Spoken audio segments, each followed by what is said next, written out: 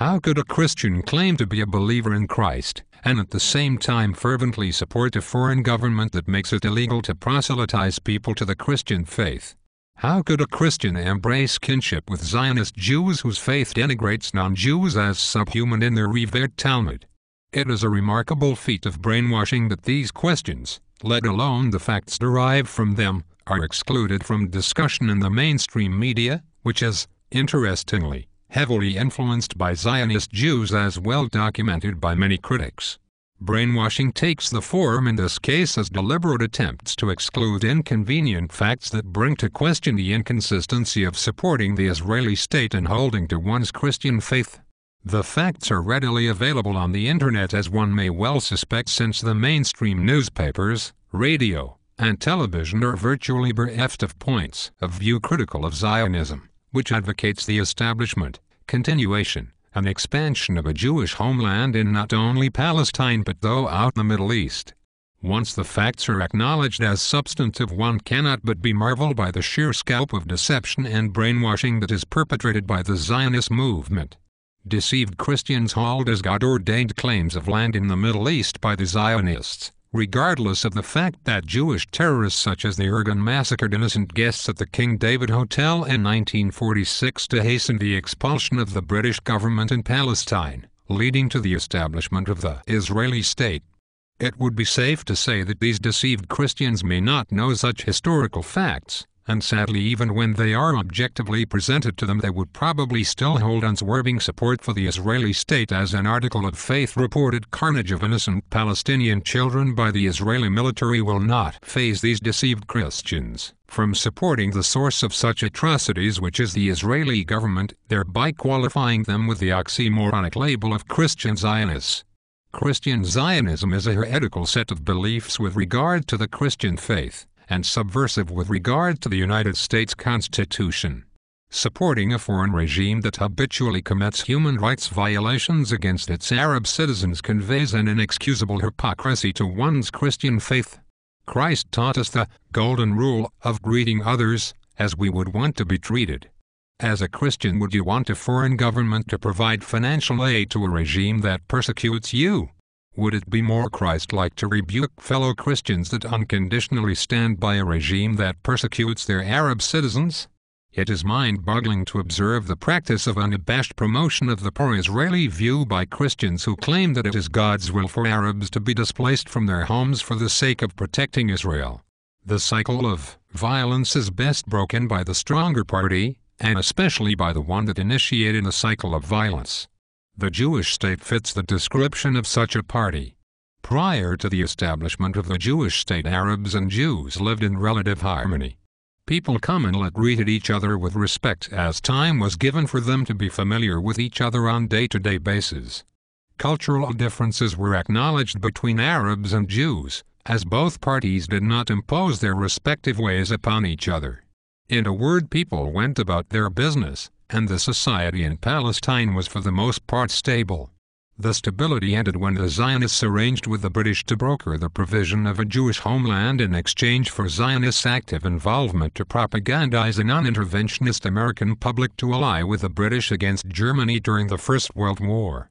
The Balfour Declaration of 1917 was the result of such an arrangement, which served as the legal basis for the eventual Jewish homeland.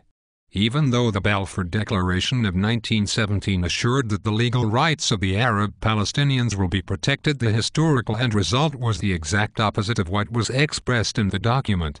The golden rule between Jews and Arabs has been violated perpetually ever since the Zionist Jews treated the Palestinian Arabs as second-class citizens, thereby making a mockery of the Balfour Declaration, which was the most needed source of legality for establishing a Jewish homeland in the first place.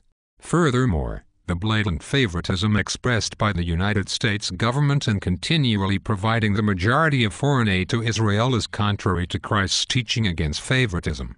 Foreign aid is unconstitutional as it violates the property rights of American people, since they are forced, by way of compulsory compliance to the federal income tax code, to pay for the benefit of a foreign regime that is exploiting our nation in ways contrary to our legitimate interests. The United States Constitution was established by our founding fathers to protect our property rights. To violate property rights in this case is institutionalized theft, and theft, no matter if it is qualified as institutional, is still theft. And theft, as we all know, goes against God's commandment on stealing. And what Christian in their right mind would advocate stealing? Christian Zionists, knowingly or not, advocate stealing as long as they continue to support foreign aid to Israel.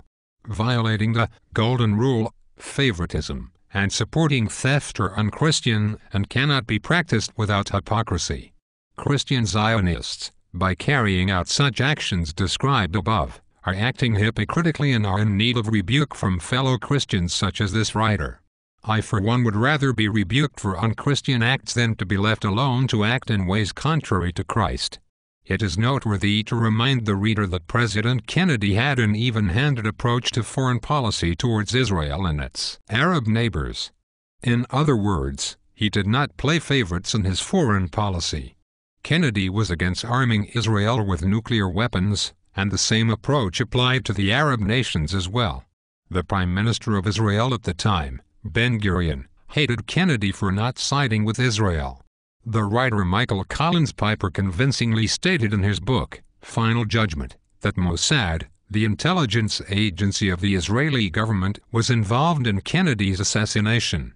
Just as the course of the Vietnam War took a more aggressive direction after Kennedy's assassination, the United States government began to favor Israel over the Arab nations to a point of arming this militaristic regime with weapons of mass destruction in flagrant violation of Kennedy's more prudent, even-handed approach.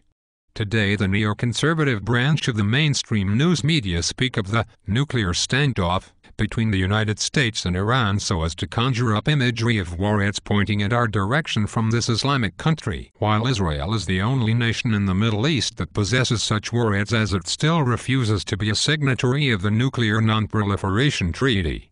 What balance of power exists in this volatile region of the world when a singular nation has the capability to strike Europe with nuclear warheads, as belligerently boasted by Israeli professor Martin Van Crevel? Even though Iran is playing the politics of prestige with the nuclear card, it would, nevertheless, serve as a balance against Israeli hegemony in the Middle East. Israel will think twice about striking Iran with nuclear warheads, and Iran as the leading Islamic nation would do likewise, lest it foolishly wants to take a chance with its own existence. Apostle Paul taught his fellow Christians to mind their own business. Only if the same wisdom applied in today's world, where nations, just as individuals, could live in peace by minding their own business and respecting their sovereignty as nations. What better time than now for Christians to mind their own business as not only Christians but as Americans, by putting their own nation first before that of a foreign power?